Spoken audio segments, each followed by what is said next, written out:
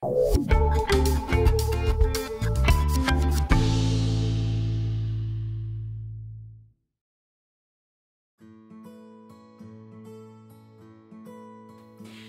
Kina het baie TV gekyk en in my huis, as die son skyn, dan speel ons buite en as dit reën, dan bou ons blokkies of ons teken. So dit was een groot realiteit wat verander het in die kind se lewe. En tweedens, ek kom van 'n groot familie en ons het regtig genot gevind om saam in die kombuis te kook en te bak en te brou, waar Kina was gewoond aan Wimpy McDonald's. So dit was nog 'n aanpassing.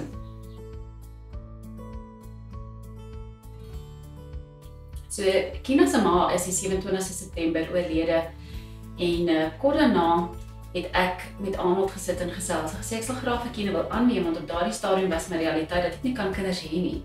En ek wil Kina moet voel dat hy is deel van ons familie. En die sosiale werker het ingespring en hy het toe die 22 Mei gebid dat ek moet swanger raak en die 24 Mei het ek swanger geraak met Lilia.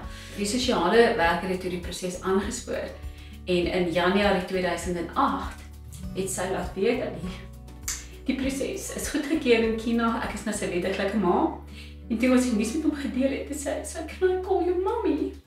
En dit was groot oomblik vir my gewees, want dit was letterlik 'n maand voordat Lilia gebore is. So hy het Lilia absoluut as sy sussie aanvaar. Daar was nooit stiefboetie en sussie in ons huis gewees nie. So dis 'n groot oomblik wanneer die kind uit sy eie uit daai aanvaarding doen.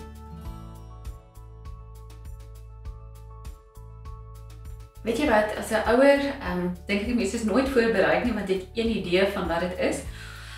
Maar die realiteit wat ek gehad het as eerste mamma, ek het nie met my ou babie op die stoel gesit en geborsvoed heeldag nie, want ek het 'n 8-jarige wat my aandag en my tyd ook nodig gehad het. So dit was nog 'n aanpassing, want ek het nie net 'n nuwe baba gehad nie, ek het ook 'n 8-jarige seentjie wat moes aanpas met 'n nuwe baba wat nou aandag kry saam met hom. So maar ek sal definitief sê daar's as gevolg van die proses waardeur ek gegaan het met Kina om te verstaan oor kinders en hulle ontwikkeling en die impak daarvan, was ek definitief meer voorberei om ander keuses te maak wat ek dalk nie noodwendig sou gemaak het nie.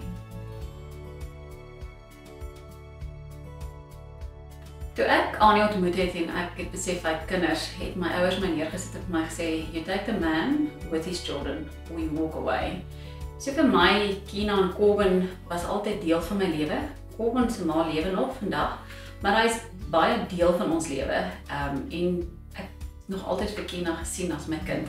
So as tiener is hy baie keer moeilik en ons verstaan nie altyd hoe hy dink nie, maar hy is deel van my lewe. Ek het hom aangeneem en hy is my kind.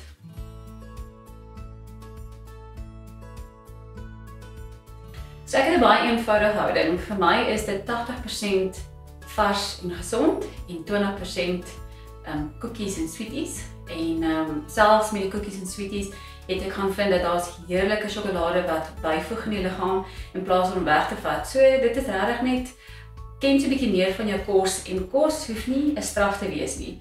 Lekker kos, voedsame kos kan baie heerlik wees. Een van die elemente wat ek vind my familie kry gesonde nutrisie in, is in die oggende maak ek vir my familie almal heerlike vars NutriBullet smoothies. Ons het 'n bietjie roomete in, vars vrugte, 'n bietjie yoghurt of rysmelk met hope vars groente of vrugte. En almal kry 'n lekker smoothie, dit proe lekker en ek weet my familie kry die gesondheid wat hulle nodig het.